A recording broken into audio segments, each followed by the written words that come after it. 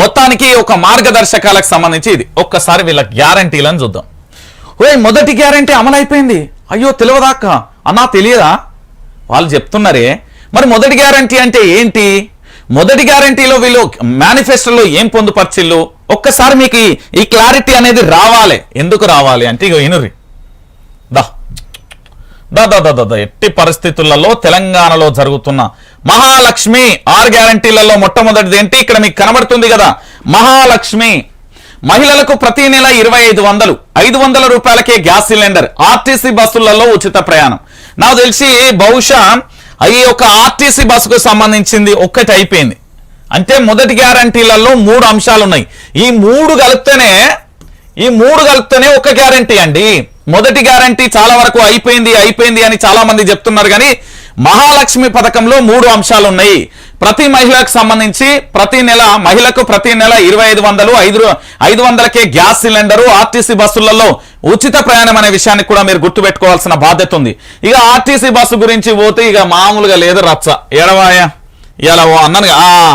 మగవాళ్లకు మాత్రమే ఆర్టీసీలో పురుషులకు ప్రత్యేక సీట్లు అమలుపై అభిప్రాయాలు సేకరిస్తున్న సంస్థ 20 సీట్లు రిజర్వ్ చేసే ఛాన్స్. ఎందుకంటే ఆ పురుష సంఘాలకు సంబంధించి ముఖ్యంగా మీరు ఏమన్నా అనుకోర్రి, నా లైవ్ ఇయ్యట్టుండి బరాబర్ గిట్టనే ఉంటది.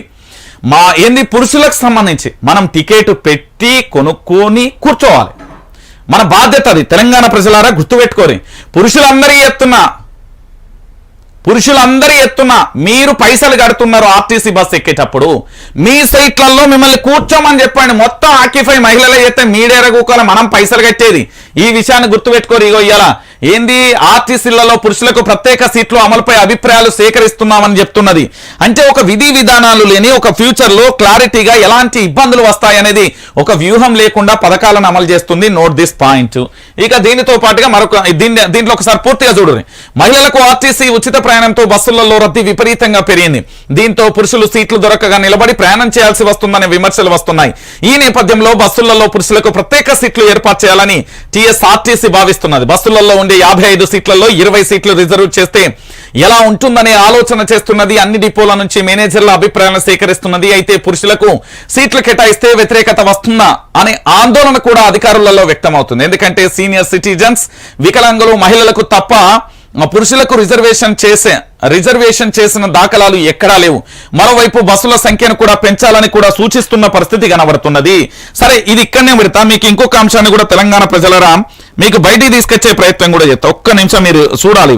ఇది తెలంగాణ రాష్ట్ర వ్యాప్తంగా జరుగుతున్న మహిళలు మరి తెలంగాణ ప్రజలంటే ఏమనుకుంటున్నారో, ఏం కథనో, అధికారం ఉంది కదా మనం ఏం చేసినా నడుతుంది అనుకుంటారో, మరి ఏందో కథ ఒక్కసారి మీకు చూపెడితే ఏడవా వీడియో. ఇది ఒక్కసారి చూడురి. అరే పిచ్చా, వీడియో వస్తలే. ఏంది అంటే నిన్న ఈ రోజే మహిళలకు సంబంధించి వాళ్ళు ప్రయాణం చేస్తున్నప్పటికీ కూడా వాళ్ళు ఏం చేసిల్లా అంటే ఈ ఆధార్ కార్డు గుర్తింపు అయితే పక్కన సరే అంటే వాళ్ళు జిరాక్స్ తీసుకొని పోయారు. ఈ జిరాక్స్ తీసుకొని పోతే ఇది ఒరిజినలేనా అంటే ఒరిజినల్ లేని జిరాక్స్ ఏమన్నా ఉండొస్తుందిరా అని ఆడున్న మహిళ అడుగుతుంది. ఇట్లా అధికారులకు సంబంధించి వీళ్ళకి ఒక పంచాయతీ అయితే మొదలైంది. మీరు ఏమంటున్నారు పూర్తి స్థాయిలో తెలంగాణ ప్రజలారా? ఇక్కడ చూడండి, వీళ్ళు ఆలోచించే తీరు చూడండి. ఎవరి కోసం రాష్ట్ర ప్రభుత్వాలు పనిచేయాలి? నెంబర్ 1 వికలాంగుల కోసం పనిచేయాలి. వాస్తవంగా చెప్పాలంటే పాపం వాళ్ళు అంగవైకల్యం, వాళ్ళ దౌర్భాగ్యమో వాళ్ళకి ఏం జరిగిందో తెలియదు, కానీ పాపం వాళ్ళు ఏం జరిగిందో వాళ్ళ జీవితాలలో చీకటి బతుకులు ఎదుర్కొంటున్నారు. ఎందుకంటే అంగవైకల్యం ఉన్న వారికి బస్సు ప్రయాణం అనేది ఉచితంగా ఇవ్వాల్సిన పరిస్థితి రాష్ట్ర ప్రభుత్వం మీద ఉంటుంది. కానీ ఆ పరిస్థితి ఉన్నదా? లేదు. ఏం చేసిళ్ళు? మొత్తం మహిళలు ఫ్రీ అన్నారు, అయిపోయింది. ఫ్రీ అన్నాక ఏమైపోతుంది? 100 కోట్ల రూపాయలు వచ్చే ఆదాయం ఆల్మోస్ట్ 35 కోట్లేమో వస్తానని అనుకుంటా. బహుశా మొన్న ఎవరో పెట్టిరు, ఒక ఎమ్మెల్యే, కొత్తగా ఏర్పడిన ఎమ్మెల్యేకి సంబంధించి పెట్టింది. ఆ ఎమ్మెల్యేకి సంబంధించి ఏమని పెట్టిందంటే 35 కోట్లు టాప్ లో వచ్చింది. ఇగో ఈ రోజు ఆర్టీసీ సంచలనం అంటూ కూడా చెప్పిన పరిస్థితి కనబడ్డది. అంటే తెలంగాణ ప్రజలారా ఒకసారి మీరు పరిస్థితిని ఆలోచించాల్సిన బాధ్యత మీపై ఉంది. ఎందుకు నేను ఈ విషయాన్ని చెప్తున్నానంటే ఈ రోజు ఆర్టీసీ బస్సులకు సంబంధించి ప్రధానంగా ఏం జరగబోతున్నది అంటే ఆర్టీసీ బస్సులలో పురుషులకు ప్రత్యేక సీట్లు అంటే అర్థమైందా అన్నా అర్థమైందా? ఎందుకు ఈ మాట చెప్తున్నా అంటే ఒక పథకాన్ని అమలు చేస్తే దానికి సంబంధించి దూరదృష్టితోని ఆలోచించి ఎలాంటి పరిణామాలు జరుగుతాయి, ఎలా ఉండబోతుంది, దానికి సంబంధించి ఒక అంశాన్ని ఎజెండాగా తీసుకున్నదానే అదే కల్వకుంట్ల చంద్రశేఖర్ రావు ఉండే మొదగాలే లీకులు ఇస్తాడు సారు. లీకులు ఇచ్చిన తర్వాత ఏం చేస్తాడు సారు, దాన్ని ఆచరణలో పెట్టాలా వద్దా అని ఆలోచిస్తాడు. కానీ ఇక్కడ కాదు, అమలు చేద్దాం, ఏదైతే అది అయిపోయింది.